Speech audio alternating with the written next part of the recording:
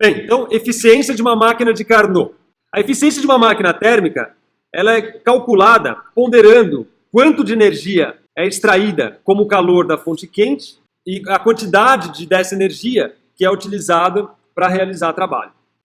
Então, no uso prático de qualquer máquina térmica, o interesse é transformar em trabalho a maior parte possível da energia Qzão Q que é fornecida pela fonte. Natural, né? Eu quero pegar toda a quantidade de energia que está adentrando ao meu gás, eu quero pegar isso e transformar em trabalho. Eu quero mandar para a fonte fria ali, dispensar a menor quantidade possível de calor. Quanto mais da energia proveniente da fonte quente eu transformar em trabalho, mais eficiente é a minha máquina.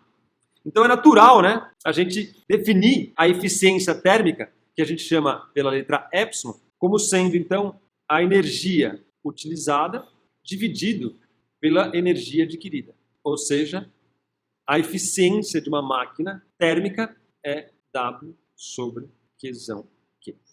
E essa é de uma máquina qualquer, não é da máquina de Carnot, tá certo? Então essa aqui, só enfatizando, é a eficiência de uma máquina térmica. É como a gente define a eficiência de uma máquina térmica. Inclusive se tiver perdas, etc., não importa. A eficiência é essa aí. O quanto de trabalho eu consigo realizar dado que eu infiro nessa máquina uma quantidade de calor Qzão Q.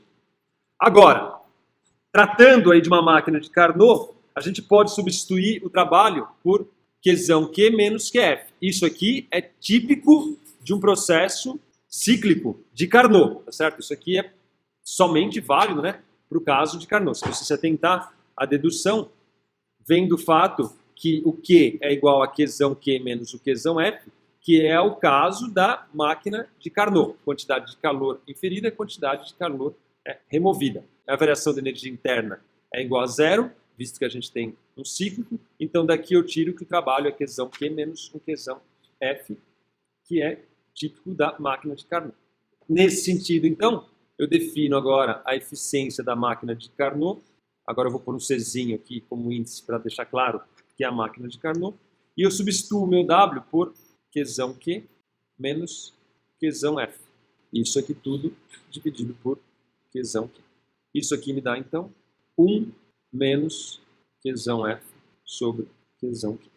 Que, por sua vez, se atentando aqui também a um outro resultado que vem do fato da variação da entropia ser igual a zero, a gente pode, então, escrever Qf sobre Qzão nada mais é do que Tf sobre Tq, ou seja, a eficiência da máquina de Carnot, ela pode ser escrita também como sendo 1 menos Tf sobre Tq. Essa aqui já é particular da eficiência da máquina de Carnot. Aqui, Tf e Tq são as temperaturas da fonte fria e da fonte quente, naturalmente, né, expressas em Kelvin. Note que como Tf é menor do que o Tq, a máquina de Carnot ela tem necessariamente uma eficiência térmica menor que a unidade, ou seja, ela é menor do que 100%. A eficiência da máquina de Carnot é necessariamente menor que 1. Isso de fato acontece, pois parte da energia que é extraída como calor da fonte quente é utilizada para realizar trabalho, mas parte é transferida para a fonte fria. Logicamente que o sonho de qualquer pessoa, né, de qualquer inventor, é tentar maximizar essa eficiência das máquinas térmicas, reduzindo a quantidade de energia Qf, que é descartada em cada ciclo. O objetivo é tentar transformar todo o Qzão Q em trabalho. O sonho, então, é a máquina térmica perfeita, na qual Qf é zero e o Qzão Q é convertido totalmente em trabalho. Se a gente atingisse tal eficiência, a gente poderia colocar um navio para navegar sem nenhum consumo de combustível, somente extraindo aí o calor da água, ou mesmo a gente poderia colocar até um carro para se movimentar, somente extraindo, por exemplo, o calor do ar. No entanto, essas máquinas perfeitas, naturalmente, não passam de um sonho, né? Se a máquina térmica fosse ideal, com eficiência 1, a gente teria duas situações. Ou o Tf é igual a 0 Kelvin, ou o Tq é igual a infinito. Condições aí que são impossíveis, né, de serem alcançadas na prática. De fato, esse resultado leva a gente a apresentar uma segunda versão aí, da lei da termodinâmica, da segunda lei da termodinâmica. Então, uma versão alternativa da segunda lei pode sair dado esses resultados.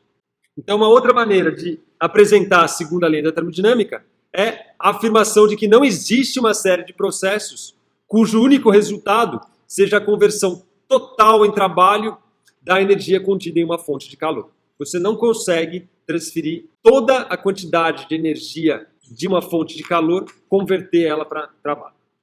Vale enfatizar aqui também que as máquinas reais, nas quais os processos que formam o ciclo da máquina, eles não são reversíveis, ao contrário aí da máquina de Carnot. E, necessariamente, a eficiência de máquina real é menor do que a eficiência da máquina de Carnot. De fato, no projeto de máquinas térmicas de qualquer tipo, é simplesmente impossível superar esse limite aí, imposto pela eficiência da máquina de Carnot. Essa aqui é minha referência. O que eu consegui da máquina de Carnot, a minha máquina real, quanto mais se aproximar disso, mais eficiente ela vai ser. Superar, jamais. Então, um carro, só para enfatizar, por exemplo, se ele fosse movido por uma máquina de Carnot, ele teria uma eficiência da ordem de 55%. Na prática, a eficiência de um automóvel é da ordem de 25%. Uma usina nuclear, considerada como um todo, é também uma máquina térmica. Ela extrai energia em forma de calor do núcleo de um reator, realiza trabalho por meio de uma turbina e descarrega a energia em forma de calor em um rio ou no mar para resfriar. Se a usina operasse também com uma máquina de Carnot, sua eficiência seria da ordem de 40%, mas na prática a eficiência de uma usina é da ordem de 30%. Novamente, enfatizando, é impossível superar o limite de eficiência de uma máquina de Carnot, visto que os processos são impreterivelmente sempre irreversíveis. Na natureza, esses processos reversíveis são os processos ideais. A gente não vai encontrar esse tipo de processo disponível para a gente poder realizar trabalho.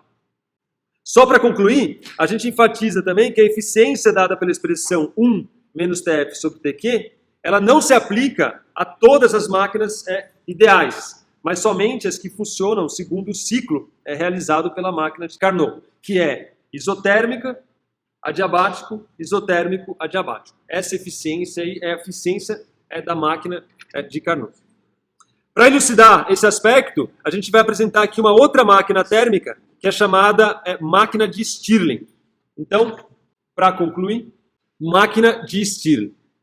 Então, a máquina de Stirling, assim como a máquina de Carnot, ela também possui duas transferências de calor isotérmicas nas temperaturas TQ e TF, mas essas duas isotermas, elas não são mais ligadas por processos adiabáticos, mas sim por processos isovolumétricos. Então, o diagrama PV da máquina de Stirling é algo assim.